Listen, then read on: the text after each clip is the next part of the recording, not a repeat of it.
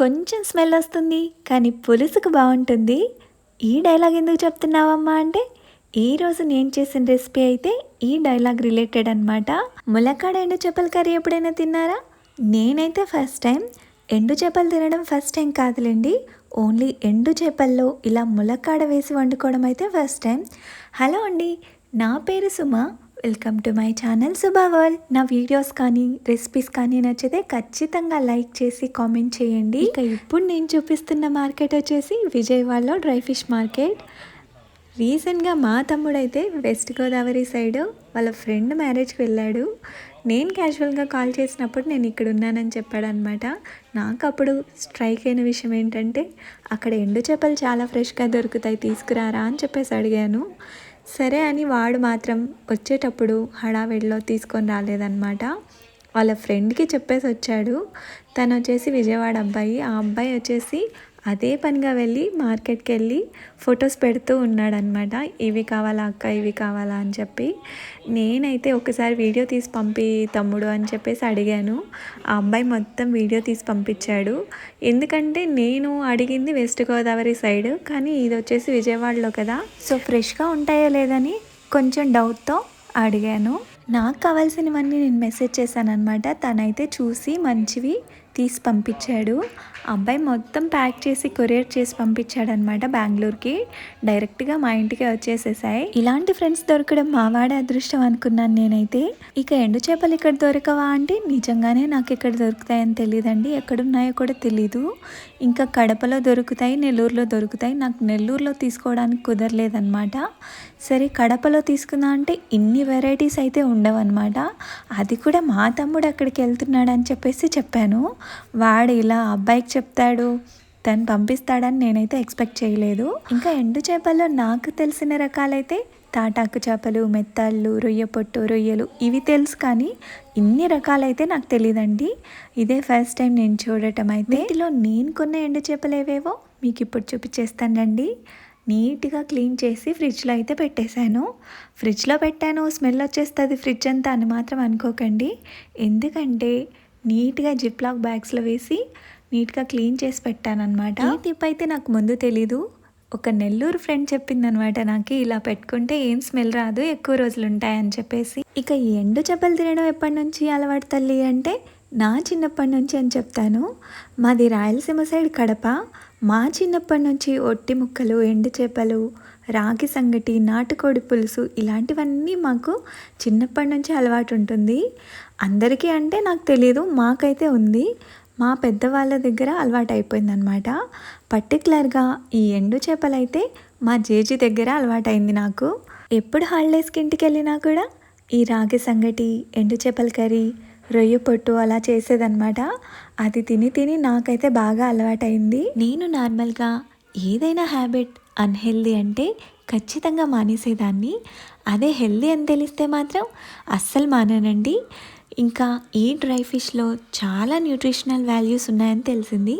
అందుకే నేనైతే weekly once ఖచ్చితంగా చేసుకుంటాను. ఎందుకంటే ఈ డ్రై ఫిష్లో 50 to 85% ప్రోటీన్ దొరుకుతుంది. ఇంకా ఎసెన్షియల్ ఒమేగా 3 ఫ్యాటీ యాసిడ్స్ కానీ minerals like calcium, iodine, iron and zinc లాంటివి మన బాడీకి అవసరమైన మినరల్స్ కూడా ఉంటాయి. ఒక 100 grams డ్రై ఫిష్లో రఫ్లీ 290 calories, 63 grams of protein and very low fat ఉంటుందన్నమాట. ఇవైతే మన మజిల్ గ్రోత్ అండ్ బోన్ హెల్త్కి, వెయిట్ మేనేజ్మెంట్కి కూడా చాలా హెల్ప్ అవుతాయి.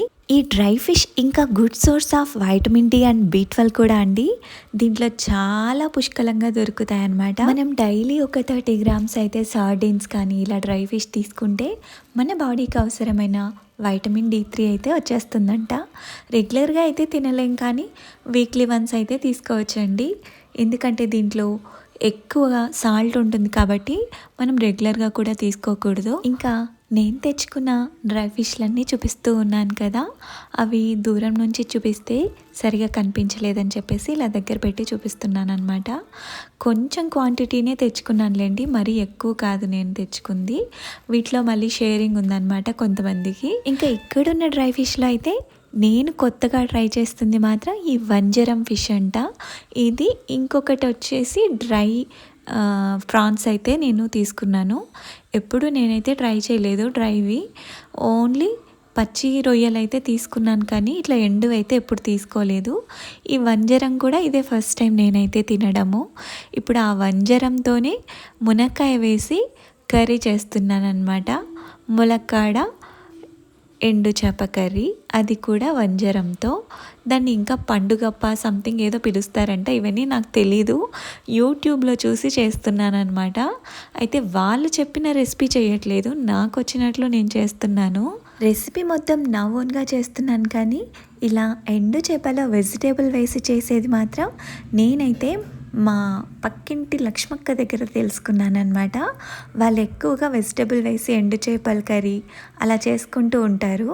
వాళ్ళ దగ్గర తెలుసుకున్నాను అనమాట నేను. ఎందుకంటే వాళ్ళ ప్రాపర్ నెల్లూరు కాబట్టి అక్కడ ఎక్కువ కదండి ఎండు చేపలు కానీ చేపల పులుసు కానీ ఎక్కువ చేస్తూ ఉంటారు. అలా తెలుసుకున్న రెసిపీసే ఇవన్నమాట. నా ఓన్గా ట్రై చేస్తూ ఉన్నాను. ఎగ్జాక్ట్ రెసిపీ అయితే నేను అడగలేదు, కానీ ఇలా ములక్కాడ వేసి వండుకుంటారు అని మాత్రం తెలుసు, అందుకే చేస్తున్నాను అనమాట. ఇంకా చిన్నప్పుడు మా జేజి వచ్చేసి చాలా సింపుల్గా చేసేది, కానీ చాలా టేస్టీగా ఉండేదండి. ఓన్లీ ఆనియన్ టమాటో కొంచెం మసాలా వేసి చేసేది, దాంట్లో కొంచెం చింతపండు పులుసు కూడా వేసేదన్నమాట. చాలా బాగుండేది అసలు. మనం ఇప్పుడు ఏవేవో ట్రై చేస్తాం, కానీ అన్నీ అవి ఇవి మసాలాలు వేసి వాళ్ళు చాలా సింపుల్గా చేస్తారండి. అలాంటి రెసిపీస్ చాలా టేస్టీగా ఉంటాయి కదా. నేను కూడా అలా ఫాలో అవ్వడానికి ట్రై చేస్తున్నా, ఎందుకంటే ఫస్ట్లో నేను వంట చేసేటప్పటికి ఇప్పటికి చాలా వేరియేషన్ ఉందండి. ఎందుకంటే ఫస్ట్లో ఏం తెలియదు నాకు, ఏదన్నా యాడ్ చేస్తే ఎక్స్ట్రా టేస్ట్ వస్తుందేమో అలా ఏవేవో యాడ్ చేసేదాన్ని, ప్రయోగాలు చేసేదాన్ని వంటల్లో. కానీ ఇప్పుడైతే సింపుల్ స్పైసెస్ వేసినా కూడా చాలా టేస్టీగా ఉంటుందని తెలుసుకున్నాను నేనైతే. ఇంకా ఎవరైనా నాకు ఒక మంచి రెసిపీని టేస్ట్ చేపిస్తే ఖచ్చితంగా నేను వాళ్ళని మొహమాటం లేకోకుండా ఆ రెసిపీ ఎలా చేస్తారో అడిగేస్తాను అనమాట. అడగడమే కాదండి, ఆ రెసిపీని అయితే ఖచ్చితంగా ట్రై చేస్తాను. ఎందుకంటే రెగ్యులర్గా మనం చేసే వంటలు చేసి మనకు అది టేస్ట్ తెలిసిపోతుంది కదా, బోర్ కొడుతుంది కొన్ని రోజులకి. అలా డిఫరెంట్ టేస్ట్లు అయితే బాగుంటాయి కదా, డిఫరెంట్ రెసిపీస్ వాళ్ళు చేసిన మెథడ్లో చేస్తే డిఫరెంట్ టేస్ట్ వస్తుంది కదా అని చెప్పేసి ట్రై చేస్తూ ఉంటాను. నేను రెగ్యులర్గా చేసే వంటలు కూడా డిఫరెంట్గా చేయాలని ట్రై చేస్తానన్నమాట.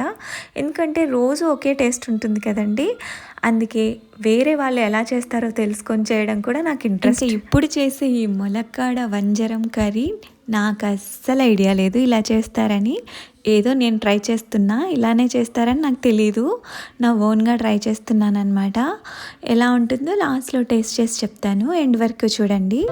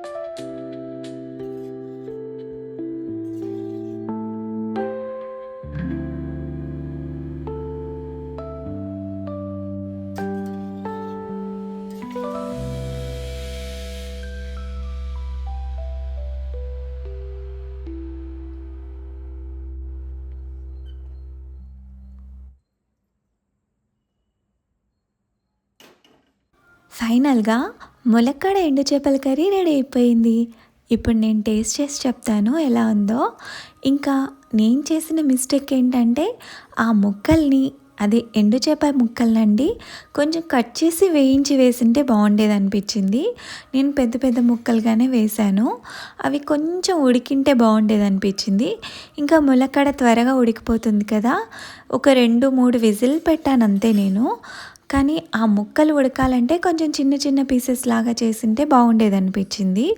కొంచెం ఉడకలేదు అనిపించింది నాకైతే. ఇంకా మార్నింగ్ మా వారికి బాక్స్ లేదని చెప్పేసి నేనైతే వేడివేడిగా అన్నం చేసుకొని నాకు ఇష్టమైన కర్రీ చేసుకున్నాను అనమాట. ఎండు చేపలు నేను వీక్లీ వన్స్ చేసుకుంటానులేండి మధ్య మధ్యలో. నాకు ఇప్పటిదాకా దొరకలేదు కాబట్టి ఎండు చేపలు అయితే చేసుకోలేదు. ఇప్పుడు దొరికాయి కాబట్టి వీక్లీ వన్స్ ఖచ్చితంగా చేసుకుంటాను. ట్వైస్ చేసుకున్న ఆశ్చర్యపోవాల్సిన పని లేదండి, అంత ఇష్టం నాకు. రోజు కర్రీ అయితే చేసుకోండి, రసంలోకి అలా సైడ్ డిష్గా అలా ఫ్రై చేసుకొని పెట్టుకుంటానమాట. కొంచెం కారం చల్లుకొని మనం కొంచెం ఆయిల్లో డీప్ ఫ్రై చేసుకుంటాం కదా, అలా ఎండు చేప ముక్కల్ని వేయించుకుంటానమాట. ఇక వేడి వేడి అన్నం పెట్టుకొని ఆ ములక్కాడ ఎండు చేపల కర్రీ వేసుకొని తింటుంటే హెవెన్ అంతే. నాకు చాలా బాగా నచ్చిందండి. ఇంకా నా కర్రీనైతే నేనైతే ఆస్వాదిస్తూ తినేస్తాను. మీరు మాత్రం ఖచ్చితంగా నా వీడియోస్ నచ్చితే లైక్ చేసి చూడండి. ఇంకా మీ ఫ్రెండ్స్ అండ్ ఫ్యామిలీ మెంబర్స్కి కూడా షేర్ చేయండి. నా ఛానల్ని ఇంకా సబ్స్క్రైబ్ చేసుకోకపోతే ఖచ్చితంగా సబ్స్క్రైబ్ చేసుకోండి. ఇంకా మీకు కూడా డ్రై ఫిష్ అంటే ఇష్టమా? అయితే ఖచ్చితంగా కామెంట్ చేయండి. ఇంకా మీరు ఏ వెజిటేబుల్ వేసి డ్రై ఫిష్ చేస్తారో కూడా నాకు సజెస్ట్ చేయండి. మీరు సజెస్ట్ చేసిన ఆ వెజిటేబుల్తో ఖచ్చితంగా రెసిపీ అయితే ట్రై చేసి వీడియో అయితే అప్లోడ్ చేస్తాను. ఇంకా ఎలాంటి రెసిపీస్ చేయాలో కూడా సజెస్ట్ చేయండి. అలాంటి రెసిపీస్ చేయడానికి నేనైతే ట్రై చేస్తాను. మీరు కామెంట్ చేయడం మాత్రం మర్చిపోద్దండి. మీరు కామెంట్ చేస్తేనే కదండి నేను ట్రై చేసేది. ఇంకా నా వీడియోనైతే ఎండ్ వరకు చూసిన ప్రతి ఒక్కరికి థ్యాంక్స్ ఫర్ వాచింగ్. ఇంకా నా వీడియోస్ నచ్చితే లైక్ చేయండి, షేర్ చేయండి, సబ్స్క్రైబ్ చేసుకోవడం మాత్రం మర్చిపోవద్దు. బాయ్.